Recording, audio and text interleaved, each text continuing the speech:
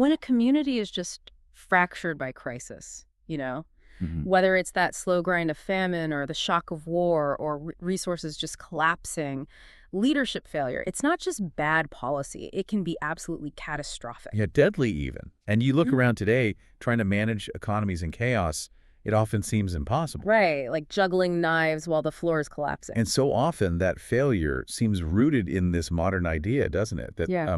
economic justice is somehow secondary, Yeah. or that managing wealth is purely about the numbers, the fiscal output. Stability first, fairness, maybe later. Exactly. But the material we're diving into today, it really pushes back hard against that. We're stepping back, what, 14 centuries? To look at a really comprehensive institutional blueprint for this stuff. Okay, so welcome back, everyone, to the deep dive. You've given us quite a stack this time, focusing on cases 41 through 50, from Prophet Muhammad's economic emergency management cases. And our mission really is to pull out that systematic framework. How did they manage during extreme scarcity? How were stability, fairness, and just basic human dignity linked? And it's crucial, this isn't just, stories about charity. The sources frame this as systematic economic justice in crisis. We're digging for the actual policies. The rules that made sure wealth, especially the community's wealth, couldn't be, well, hijacked for exploitation when people were at their absolute most vulnerable. Moving past nice ideas to actual institutional mandates. That's the goal. All right, let's get into it. If you're building an economic system designed to survive a catastrophe, you have to start with the basics, right? The foundational rules about money, power, trust. So that brings us to section 1, establishing those ethical foundations and transparency. Yeah, absolutely fundamental. And we start with the big one, the institution holding the community's resources. Case 42 is key here. It deals with the trust of the public treasury, the Beit al-Mal. The public treasury. Okay. The source says it was managed with explicit transparency. But what does transparency actually look like back then? Without modern accounting.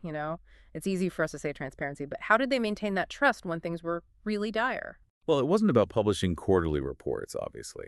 It was much more about defining priorities and making sure the public could see where the resources were going. The core mechanism was this.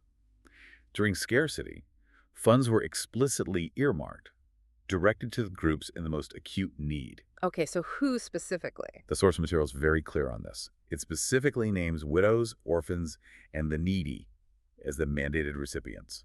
Top priority. Ah, so the transparency isn't just showing the books, it's showing the impact. If everyone knows the Treasury's prime function is safeguarding the most vulnerable and they actually see the funds reaching those people, well, the system proves its own integrity, doesn't it? Precisely. Imagine if leaders treated the Beit al-Mal like, I don't know, a general fund for infrastructure projects or even their own salaries during a famine. That trust would just evaporate instantly. Yeah, gone. So the central lesson from Case 42 is it's non-negotiable. State wealth must be treated as a trust, not private property. It's separate from the ruler's personal finances. It's an economic tool for the community's survival. That's a really profound ethical foundation, especially when you think about the modern parallels. Our own welfare budgets, social safety nets. The biggest public arguments are almost always about perceived corruption or inefficiency, right? Is the money getting where it's supposed to? Absolutely. And that modern political fight over welfare, it's essentially a fight over trust in how public money is managed.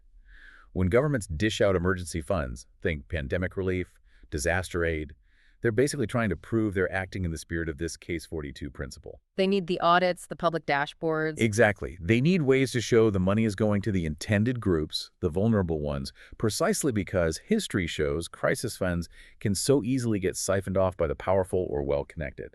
This 14th century framework says, no, the primary measure of the Treasury's success, especially in hard times, is protecting the vulnerable. Okay, so that ethical trust then links directly into how you communicate during an emergency. Makes sense. If the financial system is transparent, the communication has to be honest too. Case 44 talks about this, right? A crisis communication protocol. Yes, and it emphasizes mandatory, truthful communication, especially about critical information. The examples given are food supplies and war expenditure. Those are the big fear triggers, aren't they? Food and war. Absolutely. This is pure crisis management psychology. What destroys public cooperation faster than anything, it's the feeling, the suspicion, that leaders are lying about how bad things are or what resources are actually left. If credibility goes, so does the state's ability to enforce tough measures, like rationing or maybe even conscription. It just Evaporates. Yeah. chaos. If the state lies about food reserves, what happens? People panic. They assume the worst, start hoarding. You shift from orderly community reliance to this panicked individual survival mode. Undermines the whole collective effort. Exactly. So the lesson here is critical. Truthful communication is the primary factor that builds the trust you need for any successful emergency response. Food supplies, war costs. You have to be upfront about those because that's where fear is highest. You got to tell people how much grain is really in the storehouse, what the real cost of the conflict is, human and financial. Otherwise, the economic engine just seizes up with fear. Right. So the modern parallel isn't just, say, government press briefings. It's that constant tension we see between national security needs and public transparency. When there's a shock, a market crash, a terror attack, a pandemic, the immediate impulse might be to downplay things. Don't cause panic. Manage the narrative. But this framework suggests the opposite strategy is more sustainable. Total honesty, even if the truth is harsh, is the only way to maintain long-term compliance and stability. The credibility you gain from telling the hard truth outweighs the short-term pain. That credibility capital is gold because it lets you enforce the next tough decision, which brings us right to case 41, prioritizing survival needs. Okay, so we've got funds managed ethically, communication is honest. Now, how do the actual goods get distributed? Case 41 says that in famine, food distribution was prioritized strictly for the most vulnerable first. This is that ethical triage we touched on. It's an explicit ethical calculation. You have food for 10, but 20 people need it. The system demands you first identify those whose survival absolutely depends on that immediate meal. The core lesson: leadership must prioritize survival needs over luxury when resources are scarce. Period. But defining most vulnerable, that feels complicated in the moment. Does it mean the sick, the elderly, families with young children, those who just have nothing left? And who makes that call right there on the ground? The framework implies the definition centers on physical necessity. Who cannot sustain themselves because of age, health, or maybe lack of family support? This system is mandated to have ways to identify these groups quickly. And prioritizing survival also means actively suppressing the market for non-essentials. Meaning, if there's a drought, the grain must go to feed the hungry. It cannot be diverted to, say, brew beer for the wealthy or feed livestock for luxury meat. That's actively forbidden. Wow. That's a tough principle. It basically mandates suspending normal market rules during a severe crisis. Distribution based on need, on moral standing, not on who has the most money. Exactly. Purchasing power becomes irrelevant for essentials. We see faint echoes of this today, don't we? Rationing systems during really severe crises, gasoline in the 70s oil shock, maybe bottled water after a huge hurricane. The question is always, is this resource absolutely essential for life or stability right now? And this historical framework gives a clear moral compass for answering that question. Yes or no? It answers that fundamental ethical question.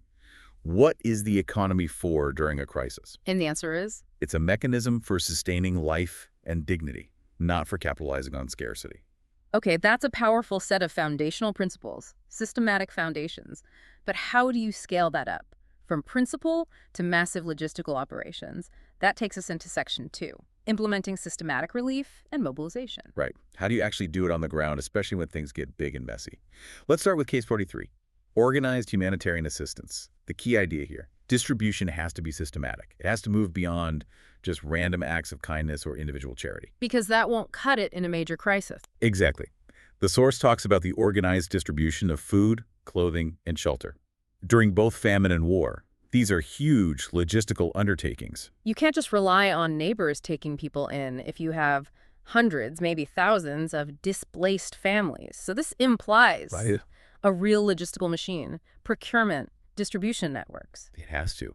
It implies things like standardized aid packages, everyone gets a certain minimum, established supply chains to get goods where they need to go, designated distribution points. Think about famine relief. The state can't just hope farmers bring grain to market. It needs to actively procure it, store it safely, protect the transport routes, and get it to the specific vulnerable areas identified. And the mention of clothing and shelter is interesting too. That's not just about immediate survival, it's about basic dignity and protection from the elements. Suggests standardized provisions again, right? Tents that meet certain specs, clothing right for the season. Yes. So the central lesson is that relief efforts must be systematic. You have to transition from ad hoc charity, however well-intentioned, to institutionalized efficiency. Otherwise, the effort just collapses. Why?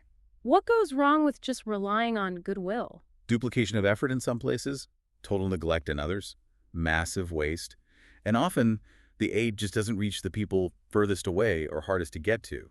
Organization prevents that. So look at modern groups like the UN's Refugee Agency, UNHCR, or national disaster management agencies like FEMA in the US.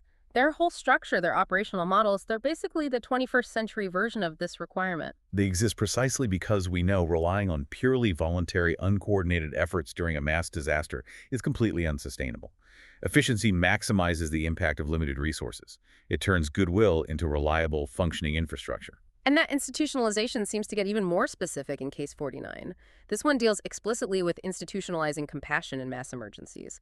It mandates coordinated aid for groups needing maximum support: refugees, famine victims, war-affected families. Yeah, this recognizes what we might call intersectional vulnerability today.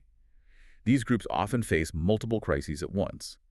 A refugee isn't just hungry, they've lost their home, their social network, maybe their identity documents. Famine victims might be severely malnourished, medically compromised beyond just needing calories. Exactly.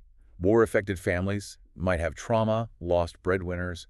So the system mandated here had to be complex, multi-layered. It wasn't just food. It had to be food and medical care and maybe legal support and constructing temporary shelter. Wow, that sounds way more sophisticated than just handing out ration cards. It means the system needed the capacity to identify these different levels of need and apply specific protocols for each group.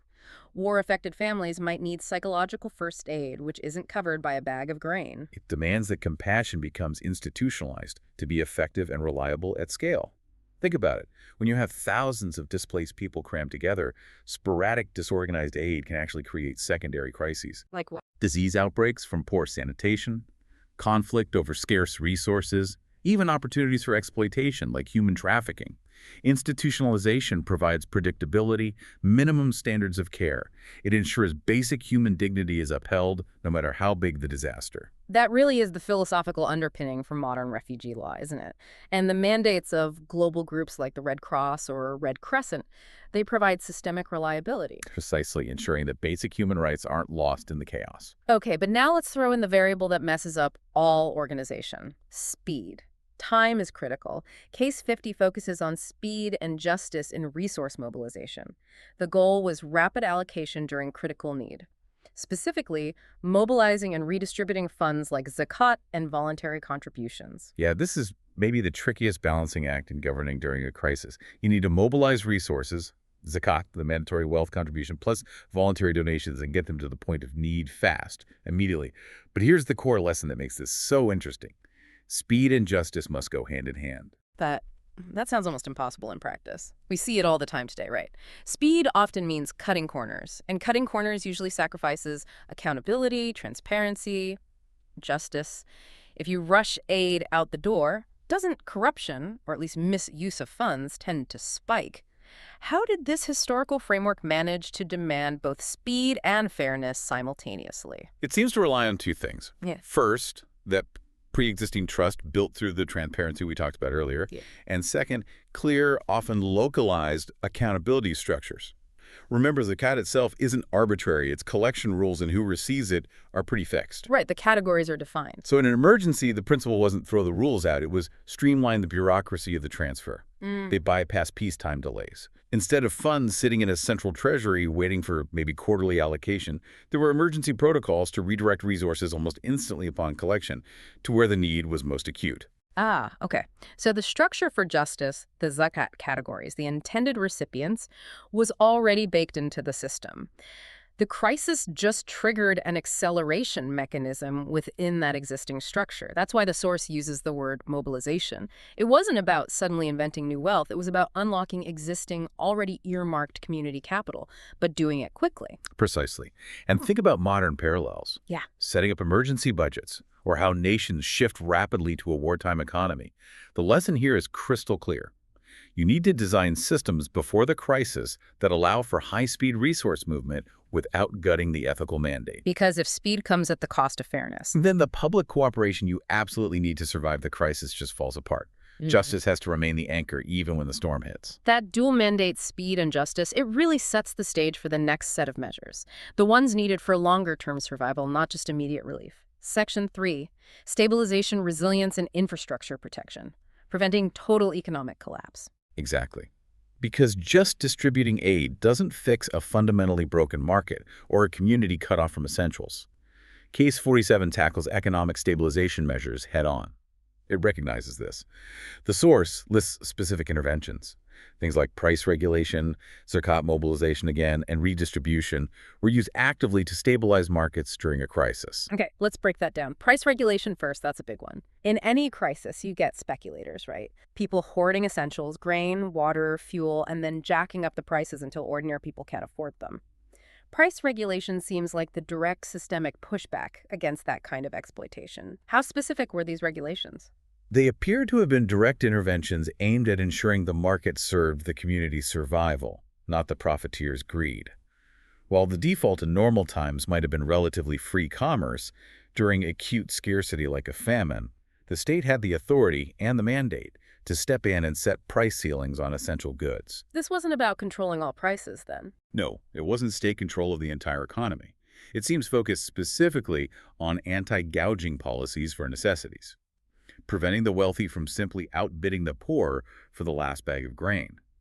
The central lesson is that stability, achieved through maintaining fairness, is absolutely critical for the community's long-term resilience. And the connection back to zakat mobilization is crucial here too, isn't it?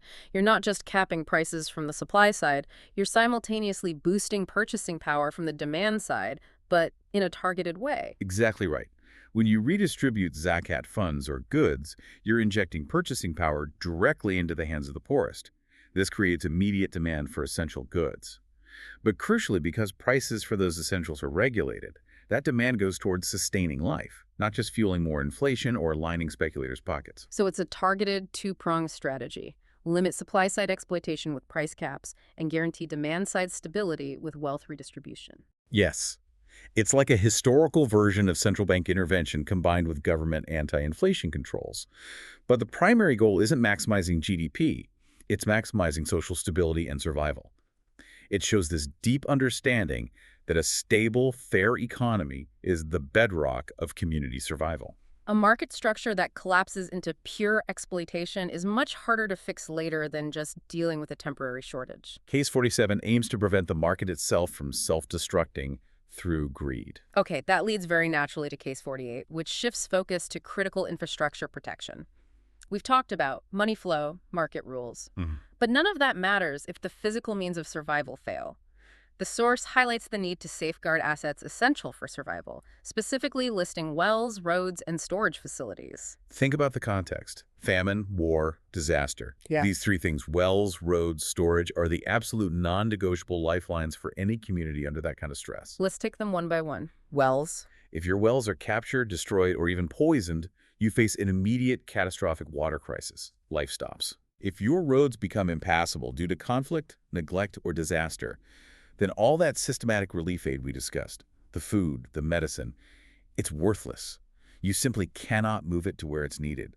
Logistics grind to a halt. And storage facilities. Grain silos, warehouses for essential supplies. If those are destroyed or captured, a short-term shock, like a poor harvest, instantly becomes a long-term catastrophe. Your buffer is gone.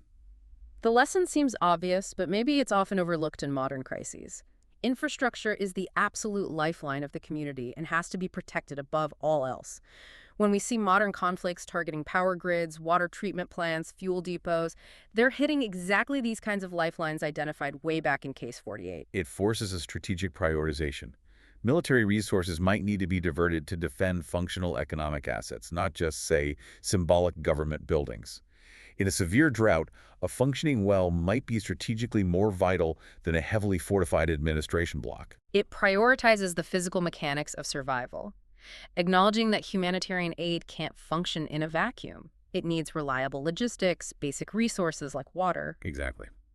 Okay, so we've covered the ethical rules, the logistics of aid, and protecting the physical foundations. Our final section looks at maybe the more nuanced aspects, the need for flexibility in policy. How do you adapt without losing integrity? And how does the economy connect with public health? Right. This is Section 4. Adaptive and holistic governance. And Case 45 is really remarkable here, delving into the political philosophy of it all. Adaptive governance in emergencies. The mandate is fascinating. Responses need to be flexible, yes, but they must always be maintained according to core principles. Flexible but principled. The specific example given is about adjusting the methods of zakat distribution during famine while strictly maintaining the principle of justice. That distinction is key. Okay, the difference between method and principle. Give us a practical example of how that might work. How would they adjust the method? Well, think about zakat. Often, it's collected and distributed as money, right? This gives the recipients flexibility in what they buy. But imagine a really severe famine where cash becomes almost worthless because there's literally no food to buy in the local market. Right, money doesn't help if the shelves are bare. So if the system rigidly insisted on collecting cash and distributing cash, the aid would completely fail. The adaptive policy, allowed under this principle, would be to change the method. Maybe the state collects zakat directly in the form of commodities, grain from foreigners who have it, livestock, and then distributes those commodities directly to the needy. Ah, I see. So they adapted how the zakat was handled in kind versus cash, specifically to make sure the underlying principle, which is the fair transfer of wealth to support the poor, was actually fulfilled under the specific crisis conditions. The principle holds firm, but the mechanism adapts to reality. Precisely. And that's the core lesson. Adaptation is necessary, but it can never compromise core ethical standards. This acts as a vital check against leaders just using the emergency as an excuse for arbitrary power. Right, emergency powers can be dangerous. They allow the state to move fast, change administrative procedures, bypass normal bureaucracy, but they cannot legally or ethically be used to undermine the fundamental commitment to justice or protecting the vulnerable. This is so relevant when we look at modern emergency financial laws, stimulus packages. They have to be fast, yes, but they also have to remain auditable, accountable to those core principles. It prevents emergency action from sliding into dictatorship disguised as necessity. And our final case, Case 46, really brings the whole system together. It explicitly links the physical health of the community directly to its economic structure, linking public health and economic measures. The source gives an incredibly relevant historical example for our times. During plagues, collective resources were used specifically to sustain quarantined families. Yes. Think about the implications of that. It's a powerful early recognition of the economic reality of public health compliance. When a family is quarantined, told to isolate to stop a disease spreading, what happens? They're cut off. They can't work, can't earn money, can't go out to get food easily, maybe can't access their usual support networks. Exactly. And if the economic system doesn't step in to support them, people will break quarantine. Not because they're defiant, but out of sheer desperation to feed themselves or their children. And then the public health measure fails, the disease spreads anyway. Precisely. So the central lesson here is profound. The economy must fundamentally serve the preservation of life. Health measures require economic backing. This wasn't seen as mere charity for the sick. It was a systematic allocation of collective resources, community funds, food stores, specifically mandated to support those households isolated for the sake of public health. The connection to modern pandemic relief funds is just startlingly direct, isn't it? Things like emergency sick pay, payments for people isolating, food delivery subsidies for quarantined areas. Centuries ago, this system understood. If you want people to isolate to save lives, you must provide an economic safety net that guarantees their basic subsistence while they do so. Otherwise, the health policy itself is built on sand. It's doomed to fail. This case really integrates public health and economic policy into a single, cohesive emergency mandate. They aren't separate issues. Wow. Okay. That's quite a comprehensive system. It really is. We've spent a good chunk of time digging into these 10 cases, 41 through 50. And the framework they lay out for systematic crisis management, it's incredibly thorough. It's not just reactive. It feels designed to actually institutionalize resilience before the crisis hits. Okay, let's try and synthesize this. Pull together those 10 core lessons we've extracted. What are the systematic mandates that, according to these sources, create a resilient economic community capable of weathering storms? All right, let's group them. First, the foundational financial and ethical principles. It demands transparent treasury management. State wealth is a trust, period, not private property.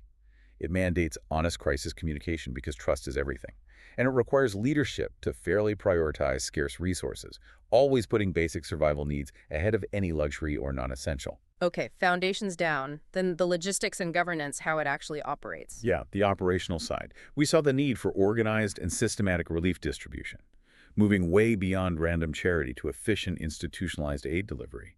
It requires flexible but strictly principled governance, adapt the methods, sure, but never ever compromise the core principles of justice. And crucially, it explicitly links health and economic protection, recognizing that preserving life has to be served by the economic system, especially in things like quarantines. Makes sense. And finally, the active measures for protection and stabilization. Right, the interventions. The system demands active efforts towards stabilizing markets, using tools like targeted price regulation and wealth redistribution, zakat, to prevent exploitation and collapse. It mandates protecting critical infrastructure, the wells, roads, storage facilities, seeing them as absolute lifelines. It requires establishing an institutional humanitarian response specifically for mass casualty situations, like handling refugees or widespread famine victims. And underpinning so much of this is the ability to mobilize resources swiftly and justly. A dual mandate again. Speed can't come at the cost of fairness. When you lay it all out like that, it really reframes the whole purpose of wealth management during a crisis, doesn't it? It's not just about keeping the lights on fiscally. It's about the systematic protection of dignity in times of vulnerability. That's exactly it. And this brings us to that final provocative thought, emerging purely from these cases we've discussed. We asked at the start, what's the most powerful tool for economic resilience? Yeah. Is it just having lots of money saved up? Well, based on cases 41 through 50, it's not just about the size of the treasury, no. The true measure of resilience seems to lie elsewhere. It's in the institutionalization of communal trust, built on transparency and honesty. And it's rooted in the absolute, unwavering ethical responsibility of the state to its most vulnerable citizens. Because if the most vulnerable feel protected, if they trust the system is fundamentally fair even when things are terrible, then everyone else maintains faith too. Is that the idea? That seems to be the implication. That systematic commitment to fairness, to justice, becomes the strongest possible defense against internal social collapse during a crisis. It suggests something really powerful. Which is? That dignity itself is the highest and most vital form of economic infrastructure. If that ethical framework, that commitment to dignity fails, then no amount of stored grain or gold, no amount of physical infrastructure can actually save the community from itself. That commitment is what ensures the human buy-in, the cooperation, the willingness to sacrifice together that you absolutely need to navigate the deepest crises. Dignity as infrastructure, that's definitely a perspective worth carrying forward. Indeed it is.